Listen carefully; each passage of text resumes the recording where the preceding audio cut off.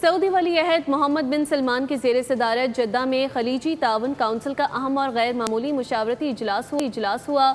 رکن ممالک کے سربراہان اور اعلیٰ سطح وفود نے شرکت کی۔ اجلاس میں خطے اور عالمی سطح پر پیش آنے والی تازہ صورتحال پر تبادلہ خیال کیا گیا، جبکہ باہمی تعاون اور مشترکہ حکمت عملی کو فروغ دینے کے امور بھی زیر غور آئے۔ سربراہی اجلاس سے قبل سعودی ولی عہد نے خلیجی رہنماؤں کا استقبال کیا، جبکہ محمد بن سلمان نے کویت کے ولی عہد صبا الخالد المحمد الصبا کا خیر مقدم کیا۔ بحرین کے بادشاہ حمد بن عیسیٰ الخلیفہ اور قطر کے امیر تمیم بن حمد الثانی بھی جدہ پہنچے۔ اس موقع پر متحدہ عرب امارات کے نائب وزیر اعظم اور وزیر خارجہ عبداللہ بن زید ال نہیان کا بھی سعودی وزیر خارجہ فیصل بن فرحان ال سعود نے شاندار استقبال کیا۔ اجلاس میں خطے میں استحکام، سلامتی، مشترکہ تعاون کے فروغ کے حوالے سے اہم پیش رفت قرار دیا جا رہا ہے۔ سبسکرائب کریں اور بیل دبائیں تاکہ کوئی خبر رہ نہ جائے۔